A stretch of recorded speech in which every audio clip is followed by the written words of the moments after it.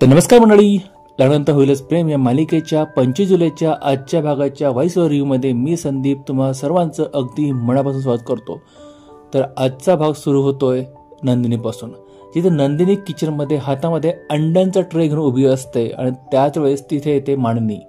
आणि मानिनी तिला असं उभं राहिलेलं बघून विचारते, काय विचार करतेस, आज काय बनवायचं काय नाही हा विचार करतेस की काय. आणि मग ती पुढे म्हणते की आता इथून पुढे तुम्हा दोघींनाच म्हणजे तुला आणि काव्यालाच हे सगळं स्वयंपाकघर सांभाळायचं आहे. मला ना आता रिटायर व्हायचं आहे आणि तुम्ही दोघीच कर्तबगार सून आहात माझ्या. इथून पुढे तुम्हीच ठरवा कुठे काय वस्तू ठेवायची, कुणाला काय बनवायचं काय नाही ते. आणि मग तिथून ते निघून जाते. मात्र नंदिनी मनात विचार करते की ह्यांना मी आता कसं सांगू, मी काही दिवसच तुमची सून आहे म्हणून, आणि काही दिवसानंतर मी या घरात पण. आणि इकडे वसुताई रम्याच्या रूममध्ये मात्र वसुताईला पक्की खात्री पटली आहे की काल बाहेर जी व्यक्ती उभी होती ती पियुष होते. कारण फ्लॉवर पॉट उगाच पडणार नाही आणि तिने जर घरच्यांना सांगितलं तर आपल्याला फार महागात पडेल. रम्या पण टेन्शनमध्ये ती म्हणते नाही, काव्य आणि पार्थ आता घटस्फोट व्हायला लागलाय आणि माझं लग्न पार्थसोबत व्हायलाच पाहिजे. आणि मध्ये जर पिहू येत असेल तर खूपच घाणेरडं होऊन जाईल. हे आपल्याला काही करून पिहूला समजून सांगावं लागेल. आणि इकडे बाहेर मात्र मिथुन काका, नंदिनी, पार्थ, जीवा हे सगळे डायनिंग टेबलवर असतात. आणि मिथुन काकाला टेन्शन असलेलं बघून मानिनी त्यांना समजून सांगते की काही काळजी करू नका, बरी होऊन जाईल ती. पण मिथुन काका विचार करत असतात की अचानक असं काय घडलं. जाताना ते एकदम हसत खेळत होती आणि तिने असं काय ऐकलं किंवा काय बघितलं ती कोणाला सांगायलाच तयार नाहीये. मग मात्र मानिनी जीवाची लहानपणाची गोष्ट सांगते की जीवा पण असंच लहानपणी करायचं, एकदा पडला खेळताना आणि त्याला मला 2 ते 3 दिवस सांगितलं नव्हतं. मात्र त्याला असं वाटतं की मी चिडेल किंवा बोलेल म्हणून ते न सांगितल्यामुळे त्याला फार इंटरनल इंजुरी झाली होती. आणि ती बोलून जाते की मुलांना असं वाटत असतं की आई बोलेल वगैरे, पण असं काही नसतं. त्यांनी आपल्या मनातलं एकमेकांना सांगितलंच पाहिजे आईला. आणि तेवढ्यात दारावर एक पोस्टमन येतो आणि तो कोर्टाची नोटीस आणतो. आणि कोर्टाची नोटीस आली असं ऐकल्यानंतर हे तिघेही जाम शॉकमध्ये जातात. त्यांना वाटतं आपल्या संदर्भातच नोटीस आली काय, पण पुढे त्यांना कळतं की ती नोटीस आली आहे त्यांचा कुठलं तरी प्लॉटचं मॅटर चालू होतं आणि ते त्यांनी जिंकलंय.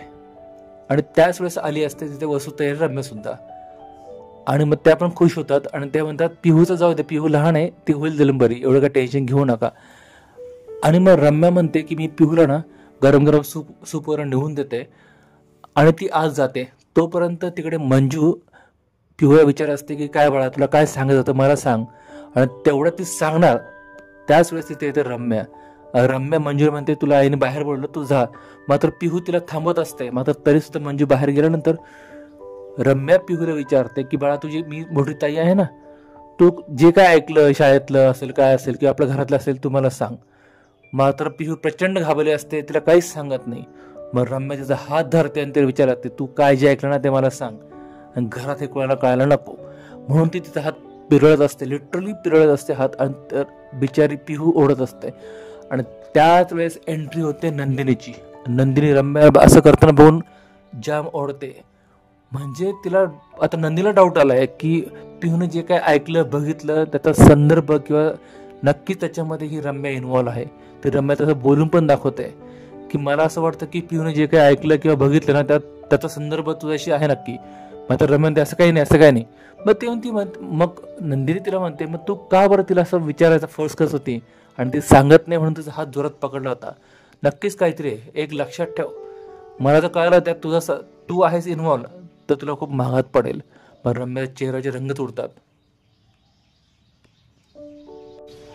आणि इकडे मिथुन काका आणि जेव्हा बोलत बसले असतात आणि जेव्हा मिथुन काका कळतं की या दोघांनी घटस्फोट फाईल केलाय, मिथुन काका जेव्हा पार चिडतो, अरे मी तुला सांगून गेलो होतो की तू तिला मनातलं बोलून टाक आणि तू काहीच न बोलला.